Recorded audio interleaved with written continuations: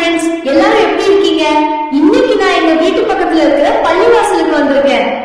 பள்ளிவாசலுக்குள்ள நுழையும் போது நாம ஒரு அழகான துவா ஓதணும்னு ஹஜரத் எனக்கு கத்து கொடுத்திருக்காங்க. இப்ப நான் அந்த துவாவை ஓதுறேன், நீங்களும் என் கூட சேர்ந்து ஓதுங்க. நாம ரெண்டு பேரும் சேர்ந்து கத்துக்கலாம் இன்ஷா அல்லாஹ். அல்லாஹும்ம இஃப்தஹ் லி அப்வாப ரஹ்மதிக. அல்லாஹும்மா யா அல்லாஹ்வே, இஃப்தஹ் லி எனக்காக திறந்து தருவாயாக, அப்வாப ரஹ்மதிக உன் அருளின் வாசல்களை.